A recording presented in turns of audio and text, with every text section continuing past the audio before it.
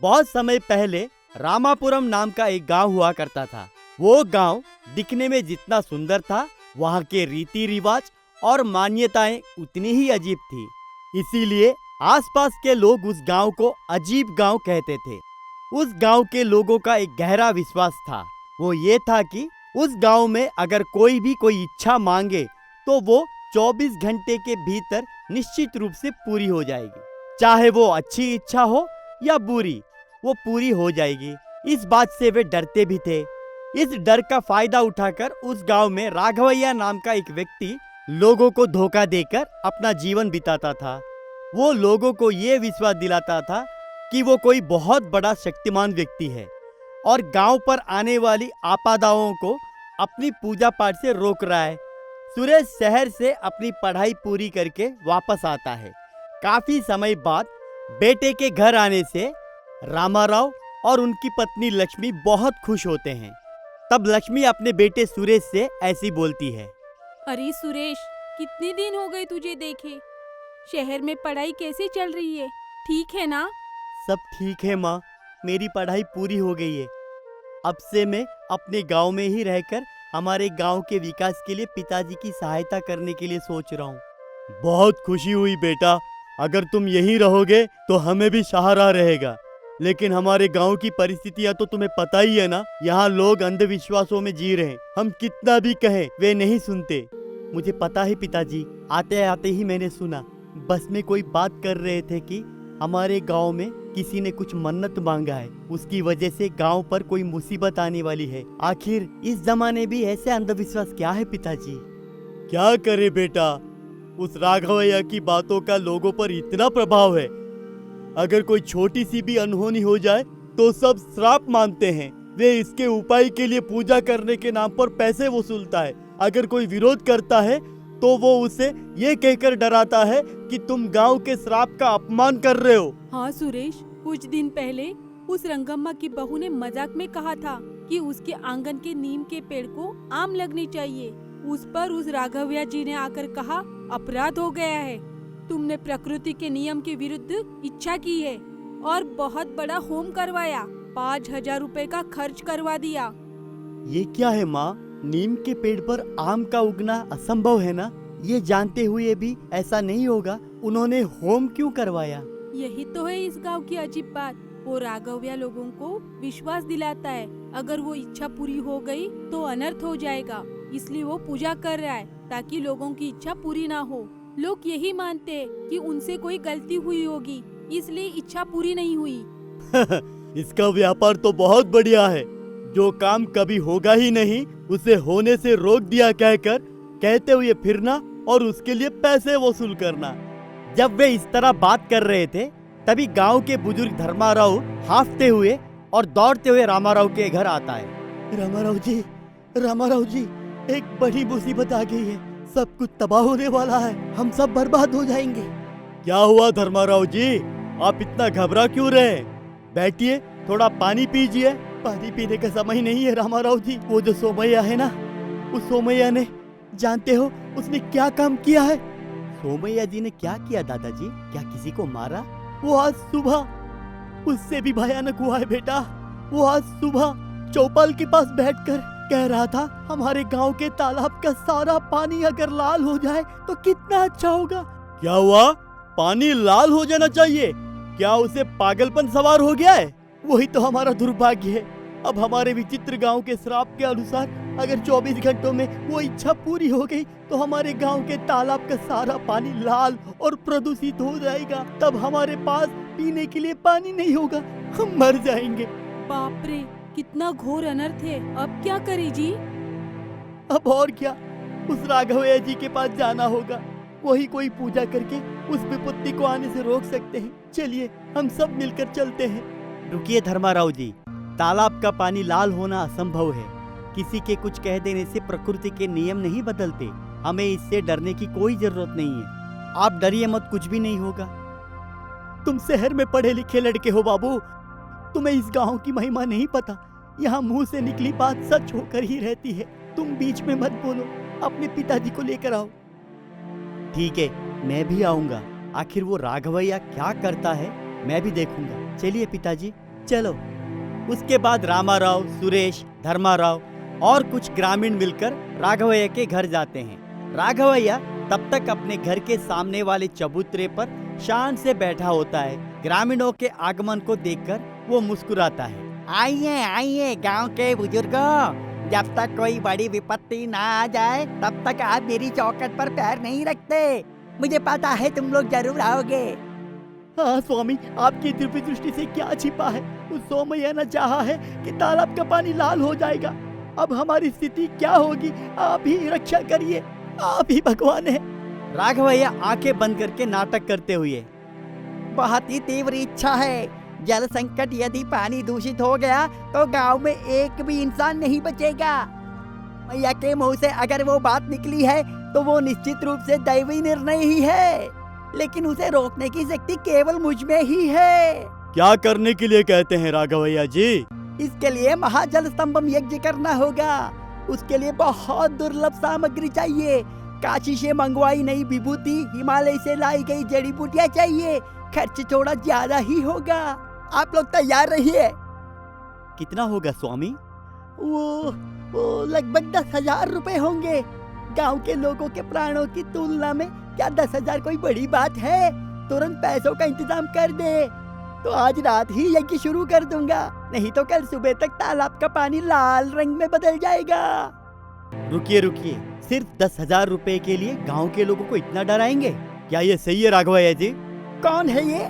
जब बड़े बात कर रहे हो तो बीच में इस लड़के का क्या काम? रामाराव जी, क्या आपने अपने बेटे को तमीज नहीं सिखाई? मैं छोटा बच्चा नहीं हूँ राघवैया जी, मैं विवेकशील मनुष्य हूँ। किसी के कुछ चाहने से क्या तालाब का पानी बदल जाएगा? ये वैज्ञानिक रूप से असंभव है। आप तो यज्ञ के नाम पर पैसे ऐंठना चाह रहे हैं, ये गलत बात है राघवैया जी। सुरेश, ये शहर नहीं है, पवित्र रामापुरम है। यहाँ पूर्वजों का श्राप काम करता है। तुम मेरी शक्ति और इस गांव की शक्ति का अपमान कर रहे हो। इसका परिणाम तुम भुगतोगे सुरेश, तुम बर्बाद हो जाओगे जल्दी। ना कोई श्राप है ना कुछ और, ये सब आपकी कल्पना है। सोमैया की इच्छा पूरी नहीं होगी और उसके लिए आपको पूजा करने की कोई आवश्यकता भी नहीं है।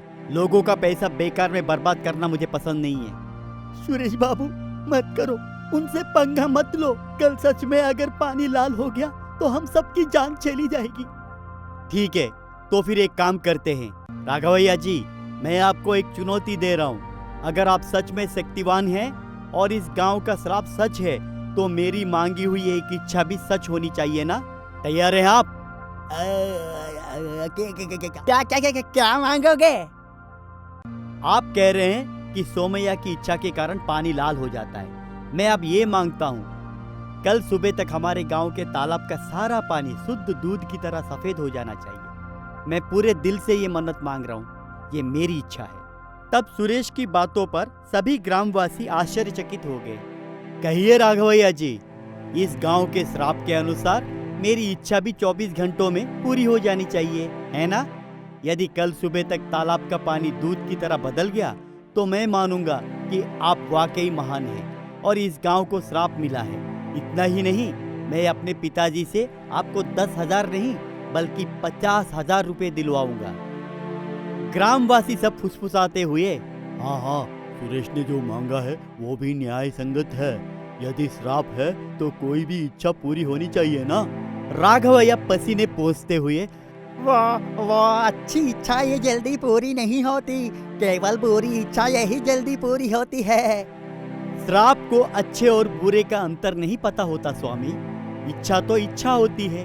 कल सुबह तक का समय है। यदि मेरी इच्छा पूरी नहीं हुई, यानी अगर पानी दूध में नहीं बदला, तो आपको सबके सामने ये स्वीकार करना होगा कि इस गांव पर कोई श्राप नहीं है और इतने दिनों तक आपने लोगों को धोखा दिया है।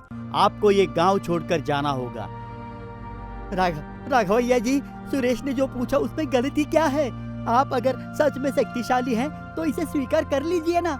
राघवैया अब बचकर ना निकल पाने के कारण, ठीक है, मैं स्वीकार करता हूँ। तुम्हारी जिद और घमंड कल तक खत्म हो जाएगा। कल सुबह देखेंगे पानी दूध में बदलता है या सामान्य ही रहता है। लेकिन याद रखना, अगर नहीं बदला तो तुम्हें गांव के लोगों से माफी मांगनी होगी। बिल्कुल, कल सुबह हम सभी तालाब के पास मिलते हैं। ऐसा कहकर सुरेश चुनौती देकर अपने पिता के साथ घर चला जाता है, लेकिन राघवैया बहुत घबरा जाता है। घर पहुंचते ही वो डर के मारे इधर उधर घूमना शुरू कर दिया। वो अपने पत्नी से, बड़ी मुसीबत आ पड़ी है, उस सरपंच के बेटे ने मुझे संकट में डाल दिया है। कल सुबह तक तालाब का पानी दूध की तरह बदल जाना चाहिए। ये कैसे संभव है? अगर वो इच्छा पूरी नहीं हुई तो लोग मुझ पर विश्वास नहीं करेंगे। मुझे अपना व्यापार बंद करना पड़ेगा। तो अब क्या करे जी? कोई ना कोई जादू करके उसे हराना ही होगा। हाँ, कुछ तो करना ही होगा। उसकी इच्छा पूरी होने के लिए पानी सफेद हो जाना चाहिए। एक उपाय है। हमारे घर के पीछे गोदाम में कल ही लाए हुए 10 बोरी चूना है। आज रात ही रात में वो सारा चूना ले जाकर तालाब में मिला दूंगा। क्या बोल रहे हो तुम? चूना? अरे बाप रे, चूना मिलाने से पानी खराब हो जाएगा जी। लोग अगर वही पानी पिएंगे तो उनका क्या होगा?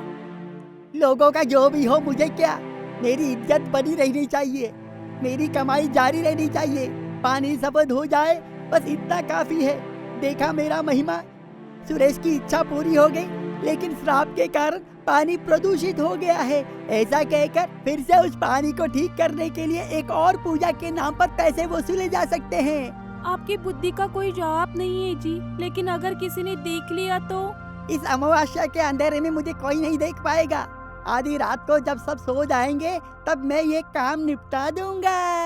ऐसा कहते हुए राघवैया अपनी योजना के अनुसार आधी रात के समय का इंतजार करने लगा। पूरा गांव शांत था। राघवैया ने अपने नौकर को बुलाया, गाड़ी पर 10 बोरी चूना लादा और चुपके से तालाब के किनारे की ओर चल पड़ा।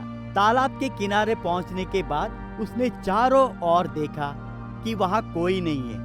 अरे जल्दी से बोरिया उतारो, सुबह होने से पहले ये सारा चूना पानी में मिला देना चाहिए। सुरेश के तो होश उड़ जाने चाहिए। ऐसा सोचकर राघवैया अपने नौकर के साथ मिलकर बोरियों को पानी में उड़ेलने की तैयारी कर रहा था। तभी अचानक पेड़ों के पीछे से रोशनी आई, कई मशाले जल उठे। सुरेश जोर से, रुको राघवैया। राघवैया चौंकते हुए, कौन है वो? ऐसा कहते ही सुरेश, रामाराव, धर्माराव और कुछ ग्रामीण मसाले लेकर बाहर आ गए। राघवैया के हाथ में चूने की बोरी वैसी की वैसी ही रह गई। देखा धर्माराव जी, यही हमारे गांव के इस विचित्र अभिश्राप के पीछे का असली रहस्य। राघवैया, तुम कितने नीच काम पर उतर आए हो। क्या तुम अपने स्वार्थ के लिए गांव के तालाब को प्रदूषित करना चाहते थे? अगर ये पानी पीकर जानवर और इंसान भगवान के पास चले जाए तो इसकी जिम्मेदारी कौन लेगा?